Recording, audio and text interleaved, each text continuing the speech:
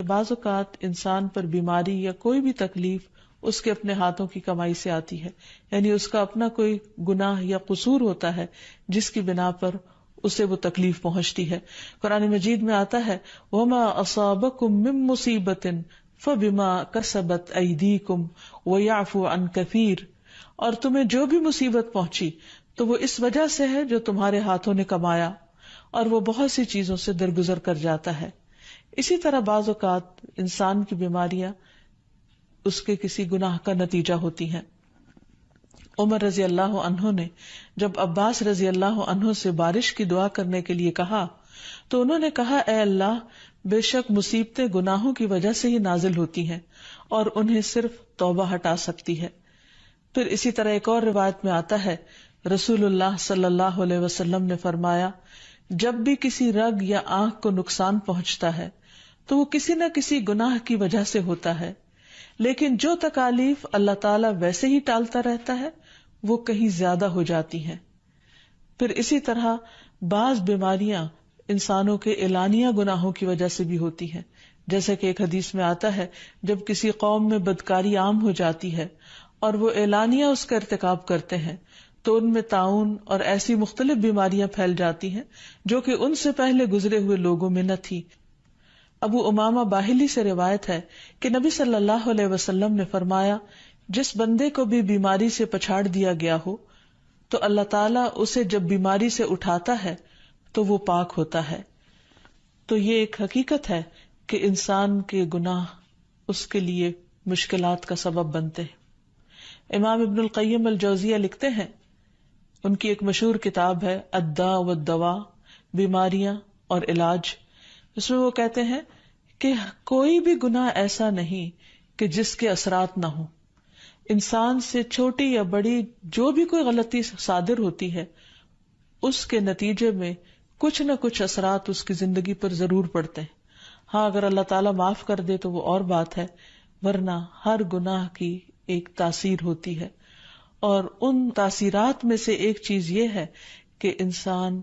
مختلف قسم کی بیماریوں میں مبتلا ہو جاتا ہے۔ اسی لیے ہم دیکھتے ہیں کہ جب انسان بیماری میں مبتلا ہوتا ہے تو اللہ تعالیٰ اس بیماری کو اس کے گناہوں کا کفارہ بنا دیتے ہیں۔ جیسے حدیث میں آتا ہے کہ جس مسلمان کو کانٹا چبھے یا اس سے زیادہ کوئی تکلیف پہنچتی ہے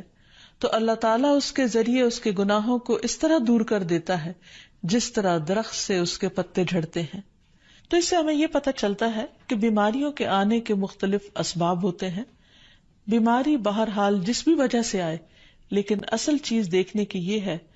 کہ مومن کا رویہ کیا ہے۔ مومن کو اگر کوئی کانٹا بھی چبھتا ہے تو وہ اس پر صبر کرتا ہے۔ اس لیے بیماری یا تکلیف کے آنے پر انسان کو اللہ سے راضی رہنا چاہیے، شکوہ نہیں کرنا چاہیے،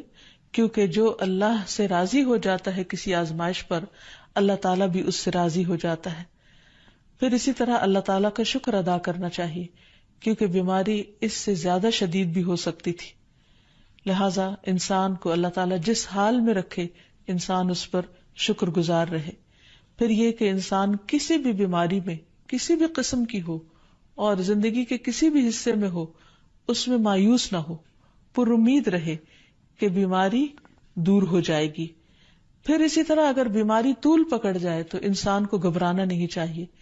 کیونکہ ہر گزرنے والا لمحہ انسان کے درجات میں اضافے کا سبب بنتا ہے اور اس کے گناہ مسلسل جھڑتے چلے جاتے ہیں حتیٰ کہ انسان بالکل پاک صاف ہو جاتا ہے۔ پھر اسی طرح انسان کو بیماری کی حالت میں دوسروں سے شکوے شکایات نہیں کرنی چاہیے، کیونکہ بیماری اللہ کے اذن سے آتی ہے، اور جب انسان ہر ایک کے آگے رونے لگتا ہے تو گویا وہ اللہ تعالیٰ کا شکوہ کر رہا ہوتا ہے، جو چیز اللہ تعالیٰ کو پسند نہیں۔ پھر اسی طرح منہ سے برے الفاظ نہیں نکالنے چاہیے، بیماریوں کو کوسنا نہیں چاہیے، اور پھر ایسے الفاظ نہیں ادا کرنے چاہیے کہ مجھے لگتا ہے کہ اس بیماری میں میری زندگی چلی جائے گی، یا یہ کہ کسی مریض کی عیادت کے لیے جا کر اس کو اس قسم کی بات نہیں کرنی چاہیے، خواہ کتنی ہی خطرناک بیماری کیوں نہ ہو، ہمیشہ اسے امید دلانے چاہیے، کیونکہ مایوسی کے الفاظ اور برے بھلے اور منفی قسم کی باتیں اللہ تعالیٰ کو پسند نہیں، اور انسان ویسے بھی جیسے سوچتا ہے پھر اس کے ایکشن اس کے مطابق ہونے لگتے ہیں۔